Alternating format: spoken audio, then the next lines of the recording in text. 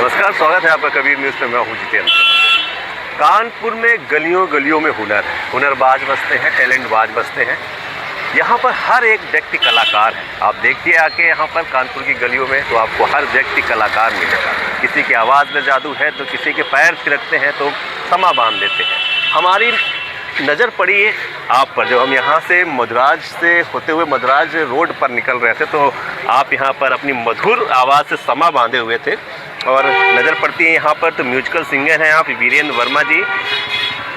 तो आवाज़ इतनी शानदार थी कि मतलब मैं रुक गया, ठहर गया कि नहीं अब सुन के जाएंगे कि गलियों में कलाकार हैं। कौन है ये भाई, कहाँ से आए हैं और इस तरह से साइकिल पे अपनी प्रतिभा क्यों बिखेर रहे हैं, हम लोगों को क्यों एंटरटेन कर रहे हैं। तो पहले तो आप अपना परिचय दे दीजिए। हमने हालांकि मालूम है कि आप वीरेंद्र वर्मा हैं, लेकिन आप परिचय दे दीजिए, कहाँ से आए हैं, कहाँ रहते हैं, कानपुर में कहाँ रहते हैं। कानपुर में सर ये जेके मंदिर के पास जो बस्ती है वहाँ रहते हैं, लोहारन भट्टा की।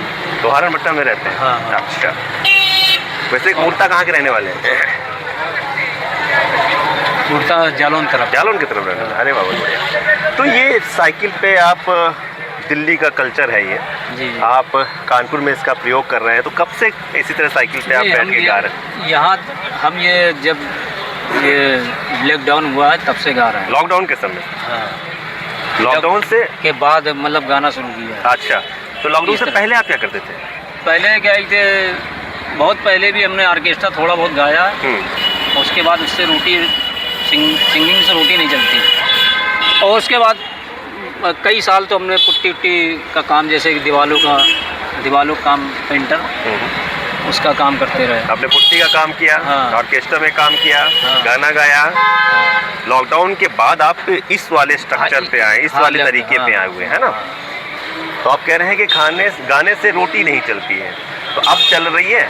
नहीं, अब भी नहीं चल रही है। अब उम्र हो गई है तो इसलिए अब क्या करें, क्योंकि पहले अब बड़ी बड़ी सीढ़ियों में चढ़ के काम करना पड़ता था। अब नहीं कर रहे हैं। इसमें 200-300 रुपये पैदा हो जाता है तो उससे तो बचे हैं। पहले कितना पैदा कर लेते थे?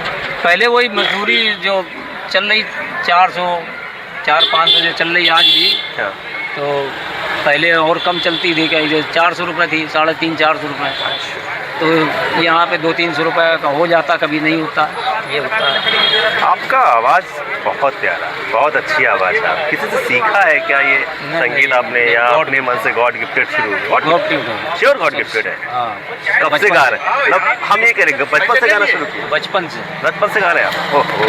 बचपन से किशोर दा के हम प्रेमी रहे हैं। कुछ गुनगुना के बताइए।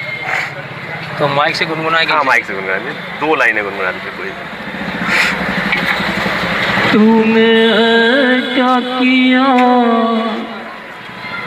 बेवफा बन गया, वादा तोड़ के चल दिया इस तरह,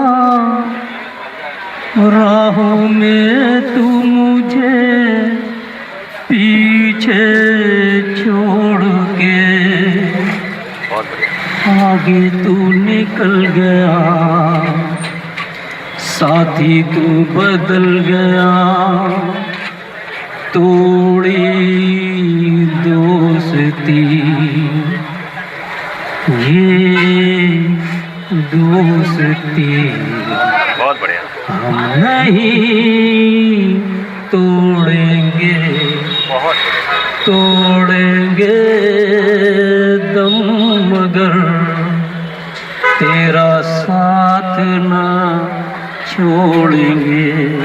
आप लोगों का टेंशन आपकी तरफ बढ़ा है पहले से, बहुत बहुत शानदार गए।